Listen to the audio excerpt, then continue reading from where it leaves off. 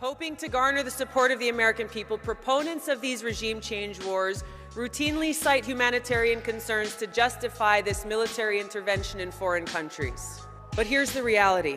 As a direct result of our intervention in Iraq, the overthrow of Saddam Hussein, human suffering there has increased dramatically. Terrorist organizations such as ISIS and Al-Qaeda took advantage of the Maliki Shia-led government that persecuted and oppressed the Sunni people. ISIS therefore gained a stronghold in Iraq, kidnapping, terrorizing, raping, and killing thousands of innocent people.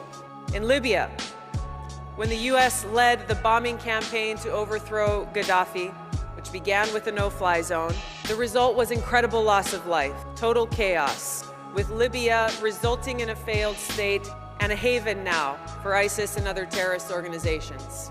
There is no denying that the interventionist wars in Iraq and Libya that were propagated as necessary to relieve human suffering have in fact increased human suffering in those countries many times over.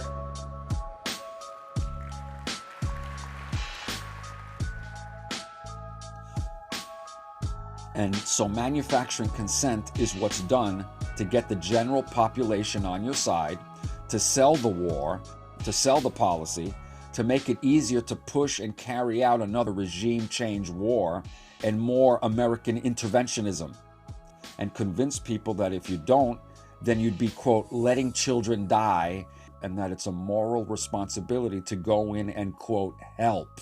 Otherwise, you're an apologist or defender of that, quote, brutal dictator and, quote, don't care about starving children and human rights abuses.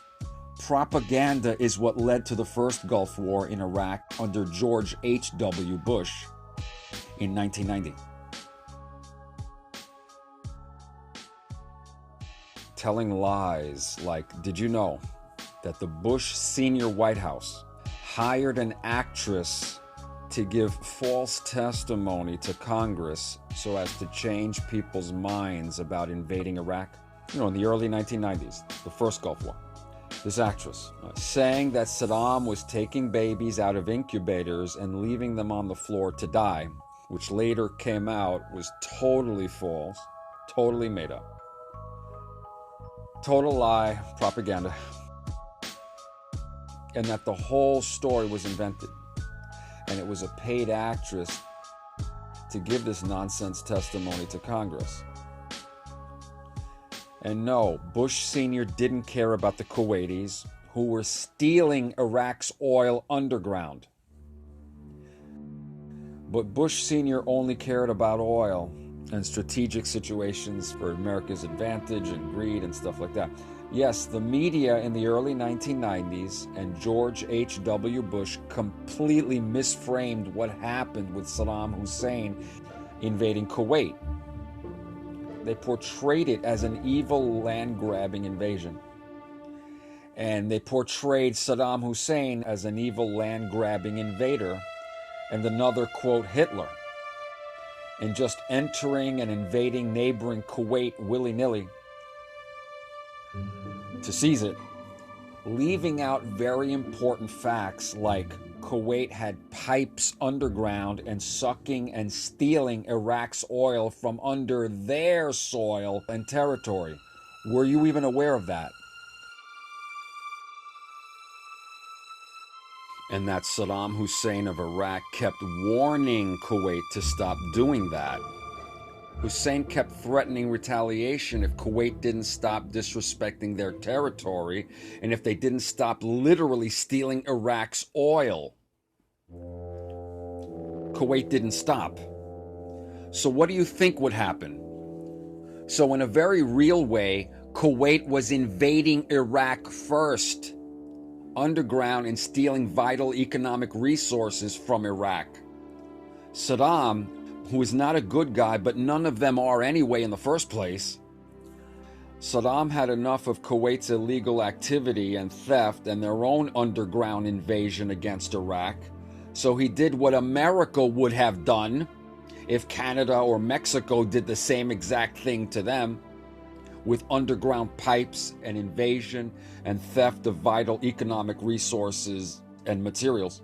But Papa Bush who the idiotic media fawned over right after he died, and many people on both the left and right, think that the first Iraq War, which was from August 1990 to February 1991, was justified and correct and both liberated Kuwait from a, quote, brutal dictator and invader, Saddam Hussein, and that it was necessary to keep the region stabilized for U.S. interests.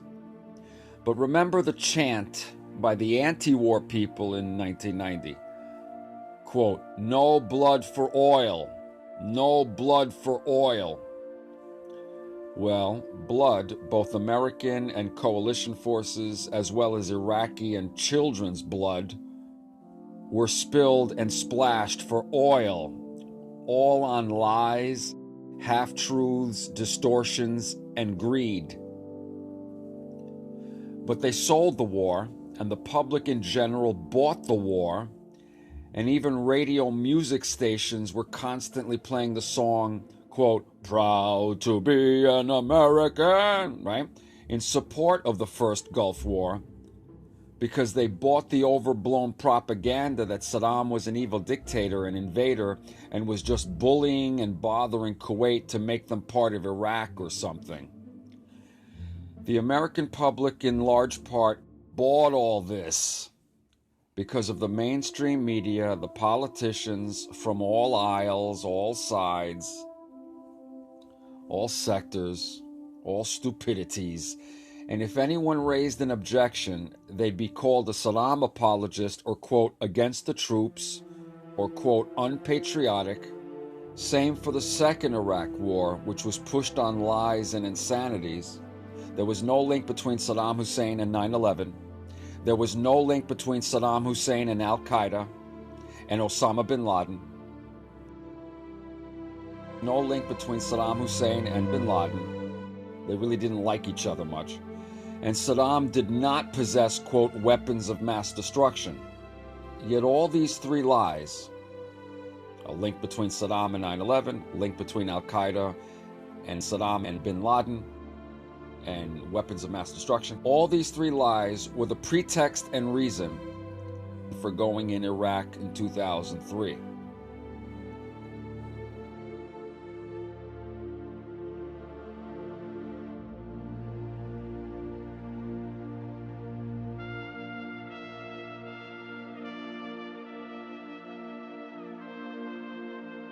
And many people, including Oprah Winfrey and Charlie Rose and the New York Times and MSNBC and, of course, Fox News, bought what Robert Mueller, who shilled for the Iraq War to Congress in 2003, many people don't know this, and Colin Powell and George W. Bush and Dick Cheney were pushing and puking.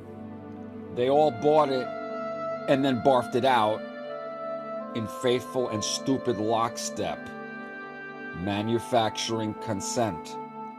And the same thing has been done with Libya, Syria, Venezuela, lying by omission and even by commission, direct and indirect misleading, exaggerating the negatives, leaving out context and reasons, and pushing a set narrative because of donors, weapons dealers, the deep state, who always want endless war and militarism against somebody, and the warmongers and war pigs, politics, for agendas like oil, and Venezuela has lots of oil.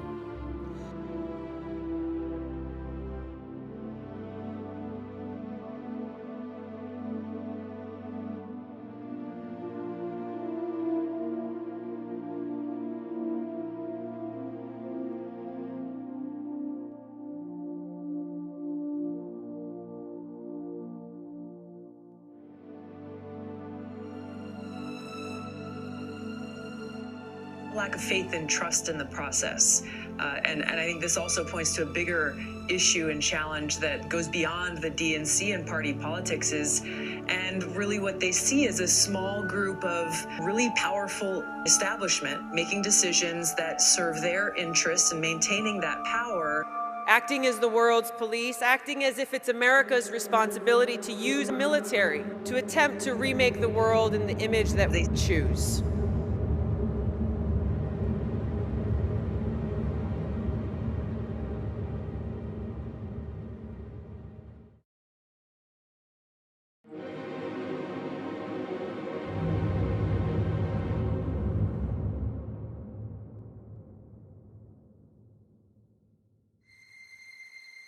stop wasting our valuable, precious, limited resources on these regime change wars.